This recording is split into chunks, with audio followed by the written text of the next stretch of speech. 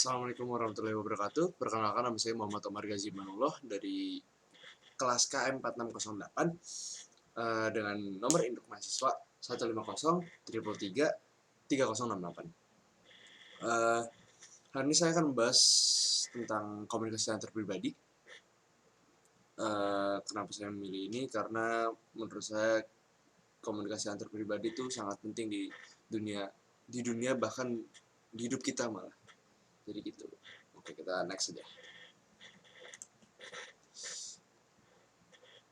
Pengertian komunikasi antar pribadi, menurut para ahli adalah menurut De Vito, komunikasi antar pribadi adalah interaksi verbal dan non-verbal antara dua orang atau kadang lebih dari dua orang yang saling tergantung.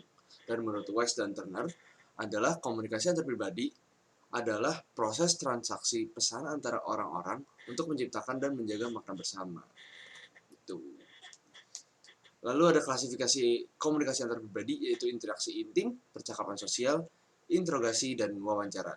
Interaksi intim seperti kita ngobrol dengan pasangan kita atau ke orang tua kita, itu sepertinya ya interaksi intim. Kalau percakapan sosial kayak ke teman-teman atau ke orang-orang sekitar. Lalu ada interogasi, interogasi, interogasi seperti di ruangan polisi lah. Dan terakhir wawancara seperti di talk show itu. Tujuan dari komunikasi antar pribadi adalah untuk belajar, to learn, to relate atau berhubungan, to influence atau untuk mempengaruhi, uh, uh, to play untuk bermain, dan yang terakhir to help untuk menolong. Lalu ada efektivitas komunikasi antar pribadi. Lima kualitas umum komunikasi antar pribadi yang efektif adalah ada keterbukaan atau openness, lalu empati, lalu sikap mendukung atau supportiveness, sikap positif atau positiveness, dan yang terakhir equality atau kesetaraan. Oke. Jadi dalam keterbukaan atau openness terbagi dalam 3 aspek, yaitu membuka diri, reaksi yang jujur dan spontan, dan kepemilikan perasaan.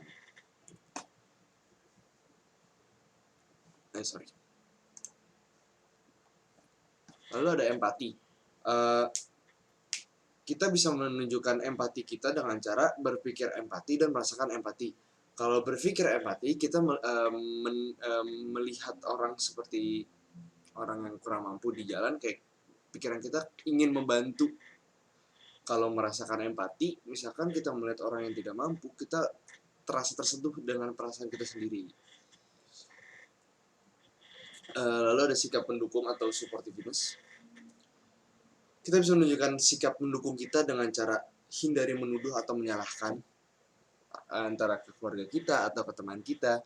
Lalu hindari menilai secara negatif. Jadi jangan pernah menilai teman untuk didukung dengan cara menilainya dengan negatif.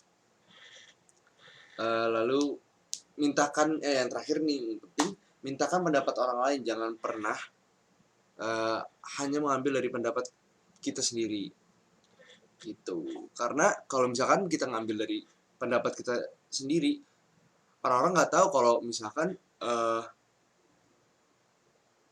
yang didukung tidak punya pikiran lain untuk kayak, kalau misalkan dari ini gimana, kalau dari itu gimana, kalau misalkan dari orang ini gimana. Jadi orang tersebut yang didukung tidak mempunyai options yang banyak.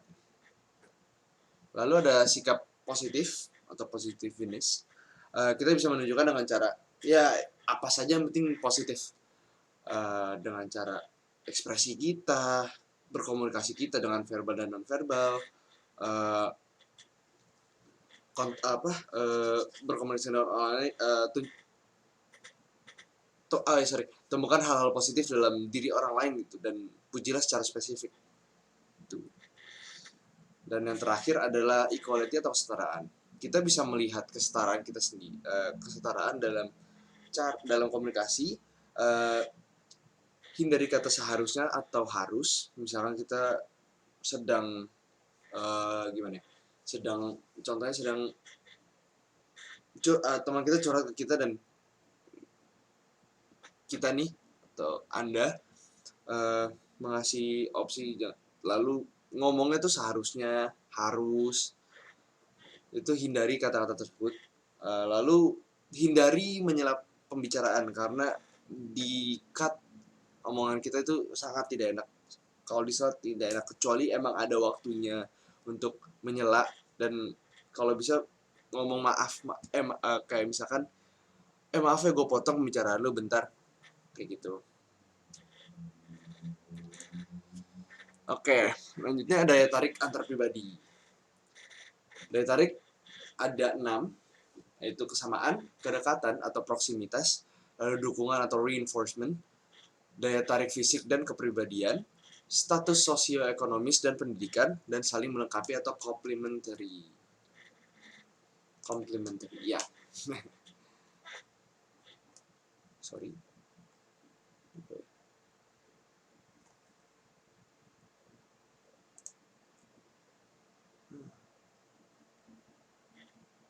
Aduh, gue lagi recording, ngapain juga itu. Oke, kita masuk ke hubungan. Pernah kan pasti ada dalam hubungan gitu. Kayak hubungan sahabatan, pacaran, pasti dong. Oke, kita masuk ke hubungan. Oke, caranya kita buat ngelola hubungan jarak jauh atau LDR itu adalah dengan cara kita tetap jujur, karena terutama ketika pasangan kita atau pasangan hidup kita terpisah, mereka perlu terus terang satu sama lain. Jadi kita butuh komunikasi gitu loh, dengan yang jujur, jadi mereka bisa tahu atau percaya sama kita. Lalu yang kedua, bangunlah komunikasi yang terbuka dan saling mendukung, sehingga kita atau Anda dapat bicara tentang masalah dan perasaan. Jadi kita harus terbuka dengan pasangan kita. Jadi apa ya? Jadi dua-duanya tuh sama-sama enak buat ngobrol gitu. Jadi nggak ada yang ditutup-tutupin, nggak ada yang nggak ngedukung. Jadi enak gitu ngobrolnya. Lalu gunakan waktu bersama dengan bijak. Jadi sebelum, misalnya kalau kita mau LDR atau pas pulang LDR, kita gunakan waktu bersama dengan bijak, kayak melakukannya dengan penuh kasih sayang, terus senang-senang, tapi tidak terus-menerus serius atau bijak gitu loh. Soalnya nggak fun gitu jadinya kalau tidak terus serius bijak gitu, jadi nggak enak gitu. Lalu ada penyebab rusaknya hubungan. Yang pertama, adanya orang ketiga atau hubungan dengan pihak ketiga, komunikasi yang buruk, dan yang terakhir perubahan dalam hubungan. Yang pertama, hubungan dengan pihak ketiga. Pasti kalau misalkan kalau paling banyak tuh hubungan dengan pihak ketiga tuh ada di fase LDR. Karena kita tuh butuh orang yang ada buat kita, kita butuh yang selalu ada buat kita. Pasti kayak ada hampa gitu kalau misalnya gak ada pasangan kita. Jadi kita, bukan kita sih, jadi orang atau masyarakat punya hubungan dengan pihak ketiga gitu. Lalu komunikasi yang buruk, jadi mereka tuh komunikasinya nggak kebuka sama sekali, pas selalu tertutup. Jadi itu yang membuat rusaknya hubungan. Dan yang terakhir, ada perubahan dalam hubungan, yaitu perubahannya seperti komunikasi yang buruk, hubungan dengan pihak ketiga, dan bisa jadi pasangan itu udah mulai bosan gitu dalam keadaannya, karena nggak ada orang yang ada buat dia, jadi dia ngambil ke hubungan dengan pihak ketiga. Tapi semuanya tuh ada dengan korelasi yang sama dengan poin yang ketiga, poin yang terakhir gitu. Lalu ada tanda-tanda kerusakan hubungan seperti kurang membuka diri dan berbohong. Ya, yang tadi bilang, dia nggak terbuka ngomongnya, nggak terbuka komunikasinya dengan pasangannya gitu. Dan yang kedua, berbohong. Pasti balik lagi yang ke hubungan pihak ketiga, pasti kalau misalkan kita orang nih pacaran terus selingkuh lah, orang ketiga lah, pasti dia bakal bohong dan menutup-tutupin diri dia gitu loh. Jadi ya nggak, apa ya, gimana ya, Kayak kalau orang selingkuh tuh pasti kelihatan gitu kayak uh, gelisah lah atau apa, nggak enak atau apa gitulah. Jadi makanya dia berbohong gitu. Dan itu adalah salah satu krusial dan paling penting dari tanda-tanda kerusakan hubungan. Terus gimana sih buat kita memperbaikin gitu hubungannya? Yang pertama, kenali apa yang jadi masalah gitu, dari masalah eksternal ataupun internal gitu loh. Lalu yang kedua, mempraktikkan solusi itu yang udah disepakati bersama. Kayak misalkan solusinya yaitu kita harus saling terbuka, kita harus jujur, kita harus kepala bareng-bareng walaupun kita ada di jarak yang jauh. Ini nggak cuman di LDR ya, bisa walaupun di satu, misal kayak satu daerah gitu, dan di Jakarta itu tetap aja bisa pasti ada hubungan yang rusak, uh, banyak yang bohong gitu gitu lah. Yang ketiga, lakukan penyelesaian konflik dan komunikasi yang produktif dengan cara jujur, solution oriented, tanpa menyalahkan.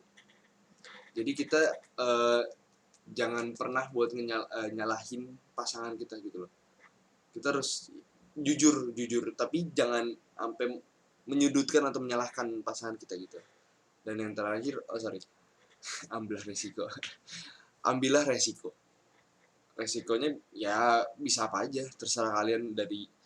Uh, dari kalian, resiko apa sih yang kita harus ambil gitu untuk memperbaiki hubungannya gitu.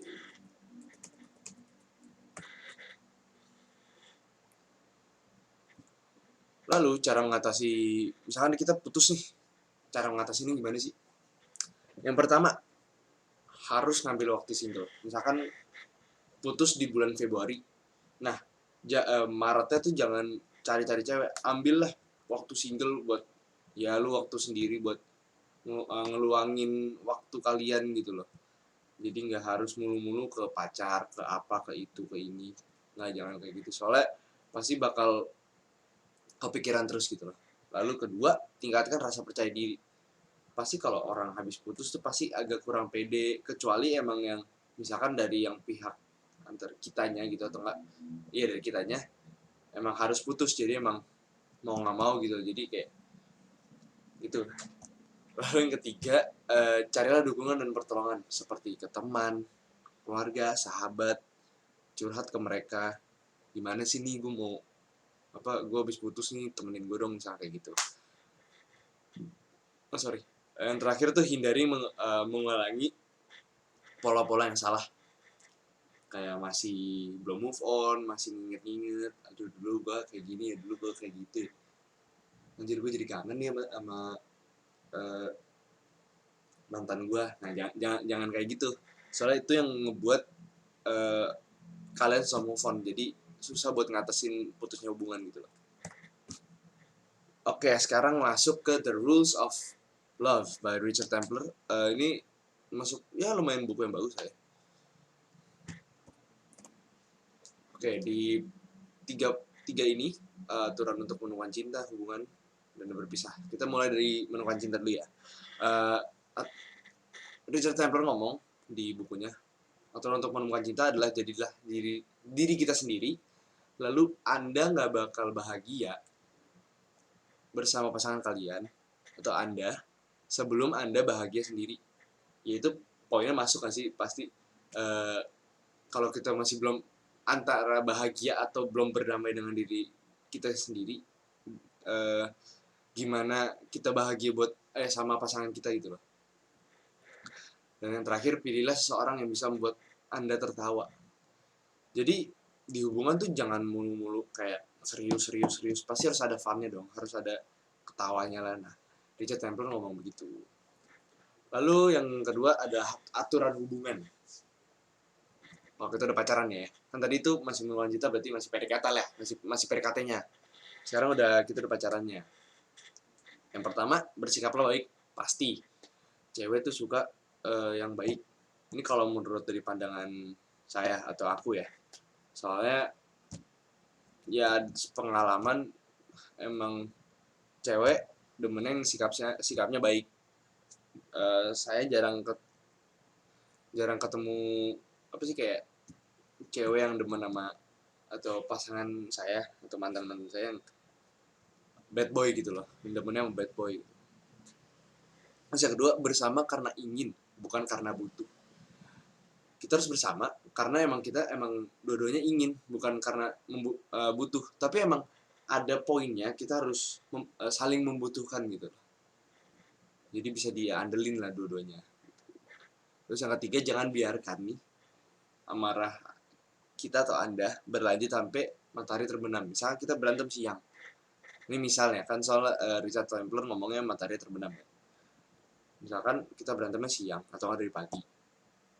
Pagi itu berantem, udah berantem sampai matahari terbenam. Jangan kayak gitu. Jadi kita harus ya maksimal sehari lah, sehari buat kelarin masalah atau marah kita gitu. Jangan mulu-mulu marah. Jadi kita tuh jadi kesannya egois. Ya, habis itu poin yang ketiga, aturan berpisah. Kan tadi PDKT, udah pacarannya, dan yang terakhir berpisah kan. Putusnya lah. Dengerin suara hati kalian atau hati Anda. Soalnya tuh hati itu pasti hati nggak pernah bohong sih, jujur ya. Itu poin yang penting. Kedua, kegagalan hubungan adalah tanggung jawab dua orang. Ya betul, bukan karena satu orang. Karena kalau misalnya satu orang, ya pasti antara dua orang itu pasti ada yang selingkuh. Jadi ya kegagalan hubungan itu adalah tanggung jawab dua orang. Nggak mungkin buat satu orang. Terus jangan terus-menerus mengungkitnya. Nih, kayak tadi yang poin sebelumnya, jangan terus-terus diungkit gitu. Soalnya kalian jadi susah buat move on gitu loh. Ya gitu aja sih. Jadi kayak susah buat move on-nya gitu. Jadi jangan terus ngungkit sama mantan kalian ngungkitnya, jangan kayak gitu. Oh iya. Nih guys, ini resolve tadi mau ngomong gitu. Oke, yang 3 poin terakhir, aturan keluarga, persahabatan, dan untuk semua orang. Kita mulai dari keluarga, karena keluarga yang paling dekat gitu. Jangan pernah nyalahin orang tua Anda. Mau separah apapun, mereka adalah orang tua kalian. Yang satu ngebuat, yang satu yang ngeluarin gitu lah, kasarnya gitu lah. Lalu yang kedua, jangan pernah terlalu sibuk untuk orang-orang tercinta.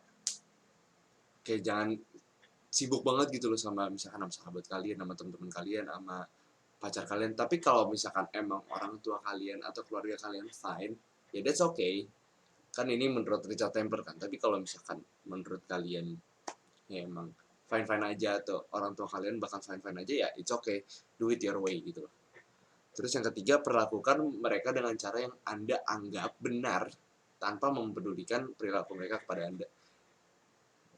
Kalau ini perspektif saya atau aku ini salah. Soalnya mau gimana pun juga, kita misalkan nih kita udah bener nih, pasti kita bakal di-cut atau diselak lah atau diapain sama keluarga kita gitu loh.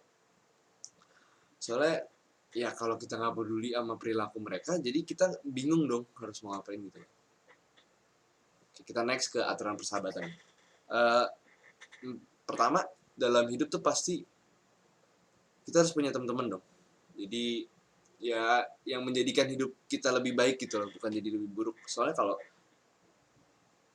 menjadi memiliki teman yang menjadikan hidup kita lebih buruk, itu sama aja bukan teman, itu adalah musuh gitu loh.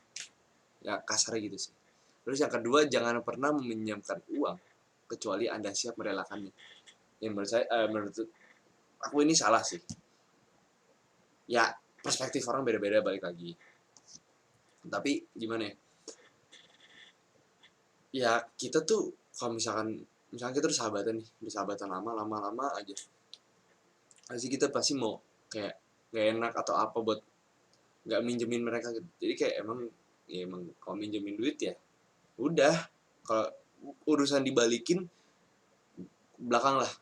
urusan belakangan lah gitu. Dan yang terakhir, persahabatan berubah. Ini poin paling penting soalnya persahabatan pasti berubah.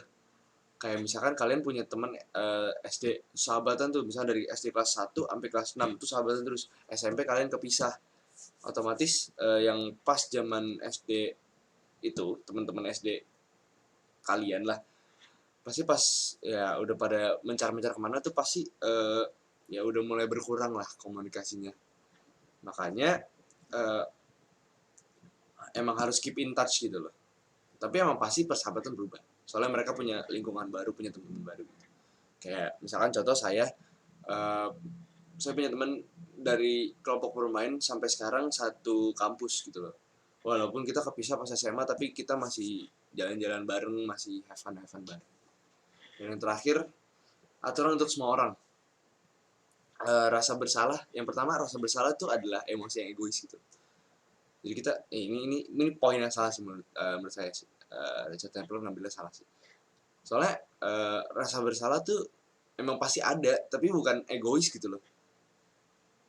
Susah untuk dielaborasikan sih kata-katanya. Lalu yang kedua, cinta sama dengan waktu. Dan yang terakhir, tempatkan orang lain di atas diri Anda. Ya misalkan, ya itu ambil contoh aja lah. Ini orang lebih bagus daripada kita. Ya udah di atas kita, atau enggak kayak buat ngebantu lah. Ya kita harus mereka harus di atas kita gitu loh. Kita jangan pernah di bawah mereka gitu. Udah gitu. Oke, sekian presentasi dari saya. Kurang lebih mohon maaf kalau ada salah-salah kata. Assalamualaikum warahmatullahi wabarakatuh.